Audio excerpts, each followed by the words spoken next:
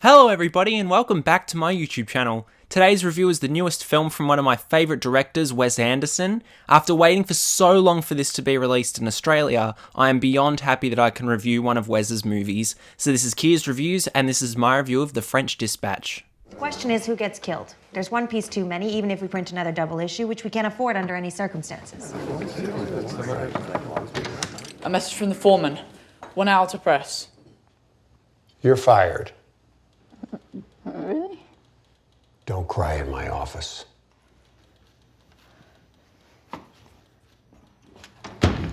The French Dispatch is as Wes Anderson as it can possibly get. All of his stylistic choices, including his choice of cast members, the colour palettes he chooses, his easily recognisable cinematography, and informative but eloquent dialogue. Having binged all of his movies earlier in the year, Wes Anderson is without a doubt one of the best directors of the past 2 decades. Most people can pick a Wes Anderson project from a mile away because of its cast or cinematography, and this film proudly embraces everything that audiences associate with the director. His comedy is expressed beautifully throughout the film, and it holds each different story together. The French Dispatch splits off into 3 different stories, and each one is wonderful, each with a different look but a familiar tone.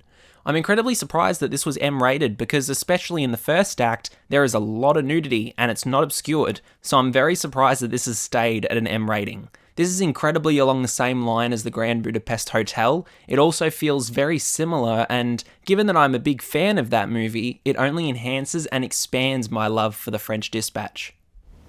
The feelings in my heart. I don't love you. What? I don't love you. Already? Already what? Already? How do you know that? How can you be sure so quick? I'm sure. Ouch. That hurts me. With Owen Wilson cycling around, he tells a series of 3 stories for the audience. He begins with the first story titled The Concrete Masterpiece. Tilda Swinton's character gives a presentation on an imprisoned artist, portrayed by Benicio del Toro, and along with Adrien, Brody and Lea Seydoux, this is a brilliant opening to the movie. The black and white colour palette feels like the beginning of a progressive transition into a wider range of colour. By starting off with a somewhat gruesome but bittersweet account of the imprisoned artist, it brings a comfortable and familiar feeling almost immediately, knowing that you are going to see an authentic movie from Wes.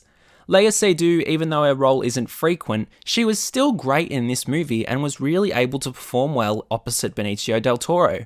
Even though the story may not be entirely original, it's the stylistic choices again that made the telling of the story so much more entertaining. Supported by the performances of these 4 brilliant actors and actresses, it serves as a wonderful representation of Wes Anderson's ideas from page to screen.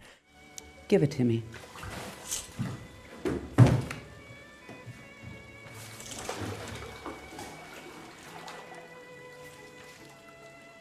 It's a little damp. Physically or metaphorically? Both, based on the cover and the first 4 sentences. Don't criticize my manifesto. Oh, you don't want remarks? I don't need remarks, do I?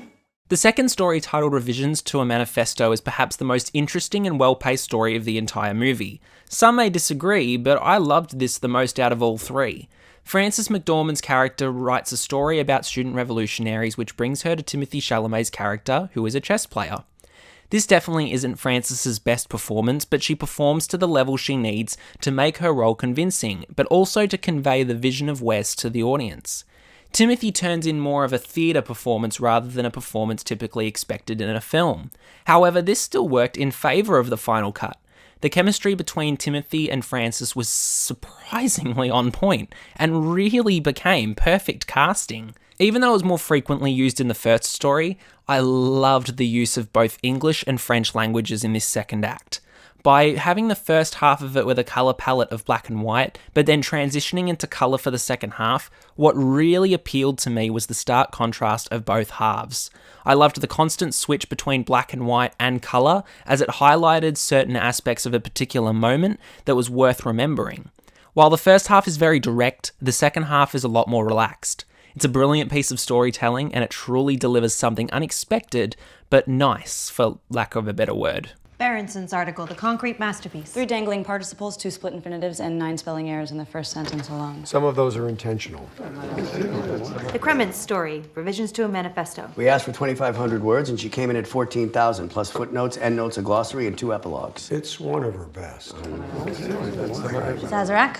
Impossible to fact check. He changes all the names and only writes about hobos, pimps, and junkies. The third and final story, The Private Dining Room of the Police Commissioner, is certainly the most packed in terms of cast. Let me quickly mention them all. Jeffrey Wright, Liev Schreiber, Willem Dafoe, Edward Norton, Mathieu Amalric, and Saoirse Ronan. Sorry if I stuffed up your name, Matthew, I'm so sorry. There is a lot to like about this final story. Once again demonstrating the colour palette of black and white crossing over to colour, this story focuses on Jeffrey's character, who is a cook for the Commissioner of the Police.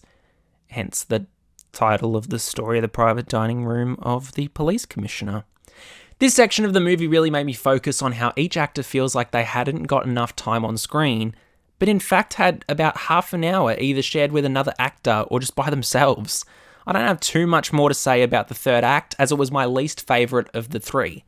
Each actor and actress performs to the level of expectation when you associate a cast to a Wes Anderson production, so it made the film very consistent. I was in the middle of it. There's more. No. No what?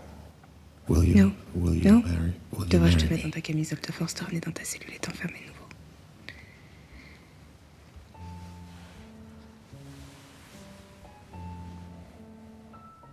In short segments throughout and at the beginning and the end of the film, the employees of the magazine The French Dispatch stars Bill Murray, Owen Wilson, Jason Schwartzman, and Elizabeth Moss. When I mentioned before about the comedy keeping the film together, this is what I was referring to.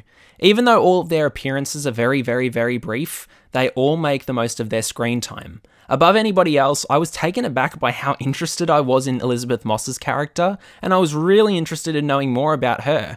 But whenever she was on screen, she was fantastic, and by far my favourite character of the film. I don't know why, but there was just something there that kept me interested in her role.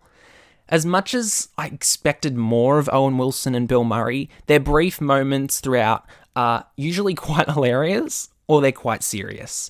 Their segments bring all 3 stories together, and in that way, it distinguishes itself as a film, and not just a movie made up of 3 different short films along the likes of New York Stories, for example. I'm naked, Mrs. Krementz. I can see that. Why are you crying? Tear gas. Also, I suppose I'm sad. Please turn away. I feel shy about my new muscles. Overall, this is definitely the best cast ensemble of all time, with a recognisable celebrity in every single scene. It'd be an honour to be part of a Wes Anderson project, because his imagination and writing is brilliantly unique and special. As I mentioned before, if you're wanting a proper Wes Anderson movie, you'll get it with The French Dispatch, as any audience member can find something to enjoy about it. It goes incredibly quick for a nearly 2-hour runtime and has no boring or weak scenes. For the fans like myself, there's a lot of Easter eggs and references to Wes's previous films that you can actually keep an eye out for as the movie goes along. This is easily one of my favourite films of the year, so I'll give The French Dispatch a 9 out of 10. Thank you all so much for watching. Are you going to see The French Dispatch? Let me know below. As always, be sure to have a look at my previous reviews of Resident Evil Welcome to Raccoon City and Dear Evan Hansen. This has been Kier's Reviews, signing off for now. Don't forget to like, follow, and obey.